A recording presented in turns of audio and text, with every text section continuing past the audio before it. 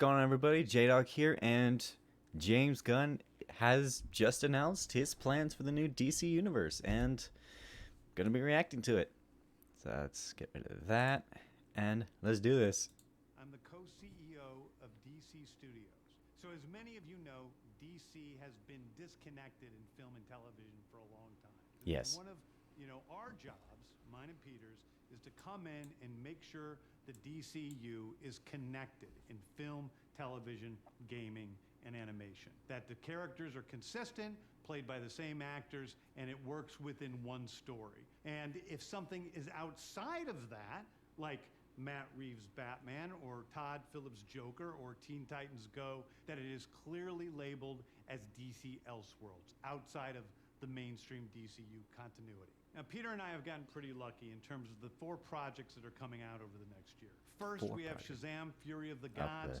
Shazam has always been off kind of in his own part of the DCU, so he connects very well. That moves directly into The Flash, a fantastic movie that I really love that resets the entire DC universe. Then to move into Blue Beetle, a fantastic film about a kid who's a marvelous part of the DCU, and then into Aquaman 2, which leads directly into our next few projects, which I'm going to tell you about now. So, Peter and I, along with a group of very talented writers, have started to map out an 8 to 10 year plan of what DC Studios will be in film, television, and gaming.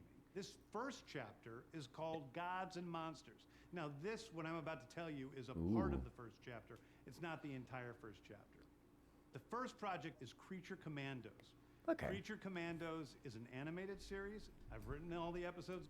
Something we're going to do that's a little bit different at DC is we're going to have characters move into animation, out of animation, usually having the same actor play their voice as who plays them in live action. That's pretty cool. The next project up is Waller. This is a story of Amanda Waller, played by Viola Davis. Viola Davis is going to team up with members of Team Peacemaker, and this is a story that's been created by Crystal Henry, who did Watchmen, and Jeremy Carver, who created the Doom Patrol. It is a fantastic story that's out of this world, and I can't wait for people to see it. Okay, next up is the big one, the true beginning of the DCU. This is called Superman Legacy. This is being written by me. I'm in the middle of it. I'm having a great time doing it. And Superman will be released into theaters July 11th, 2025. Wow. Okay, the next thing is a big premiere HBO television series called Lanterns. This is a story of a couple of Green Lanterns, John Stewart and Hal Jordan, and we have a few other Lanterns peppered in there, but this is really a terrestrial-based TV show, which is almost like True Detective, with a couple of Green Lanterns who are space cops watching over Precinct Earth. Nice. They discover a terrifying mystery that ties into our larger story of the DCU.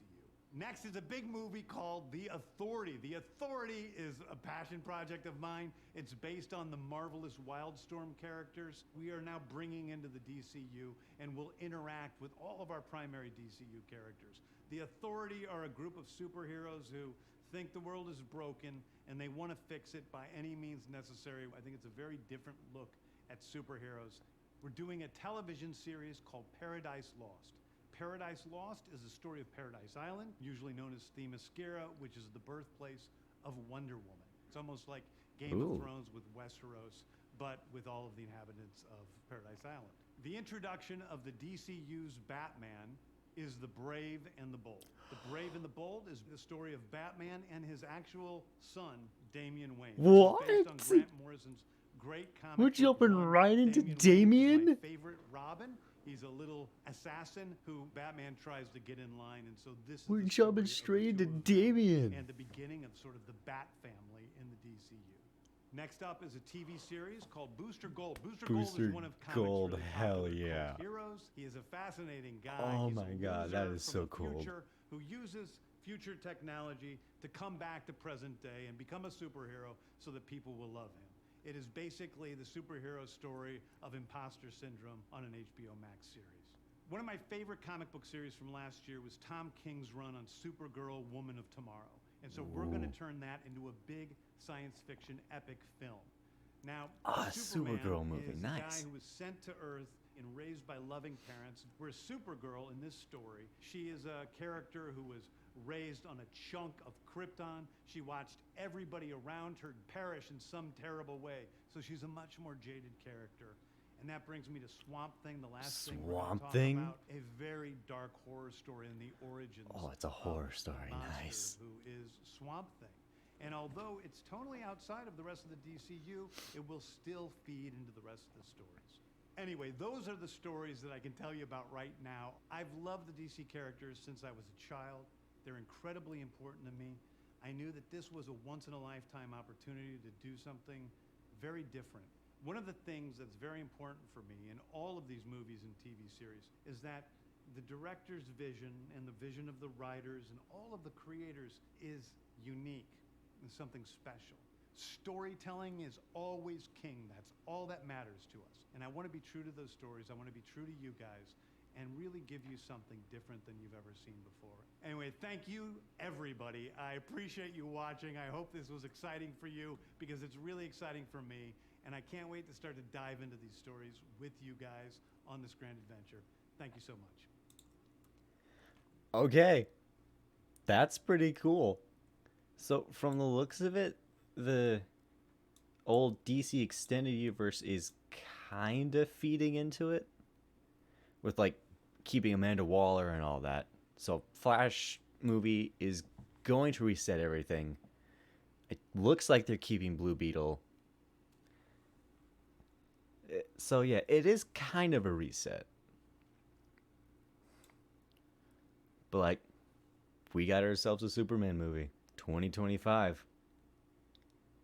A Green Lantern buddy cop. Like, not buddy cop. What's the word? What did he call it? Really a terrestrial-based TV show, which is almost like True Detective. Okay, so kind of like a detective show with Hal Jordan and Jon Stewart. Very cool. The Authority, I don't know these characters, but knowing James Gunn, he's probably going to make them like super iconic. Like what he did with the Guardians of the Galaxy.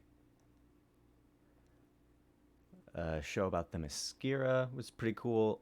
I don't wonder if Diana's going to be in it.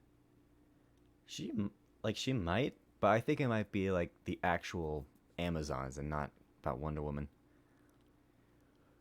But this is interesting. Like, the first Batman movie, you're starting with Damian. That implies that you will already have Nightwing, Red Hood, Tim Drake as Robin. He might be Red Robin. I don't know. Barbara Gordon as Batgirl. She might be Oracle. Who knows? Like, starting with Damian as the first Robin in this universe is so interesting. Like, I like this. I like this idea. I never would have thought of starting with Damian of all people. Like, if it were me, I would have started with, like, Tim. But Damian, oh, that's actually going to be really cool. Booster Gold, that's going to be peak. I already know it. I like this concept of the Supergirl movie because, you know, like James Gunn said, like she didn't grow up the way Clark did, so that's actually a good way to differentiate the characters. It's like he had this super nice family, you know, off the grid upbringing, and then she pretty much had to fight to survive. And then a Swamp Thing movie. I never got the chance to see the Swamp Thing show. That was canceled after, like, what, a few episodes? So, I wonder if that's gonna have any sort of inspiration for this. It is so interesting. So, yeah, that's pretty much about it. If you guys like this video, be sure to subscribe and like the video as well. And I am working on a few videos for things I like to see in Marvel Spider-Man 2, so be sure to stick around for that, and I'll see you guys in the next video. Peace.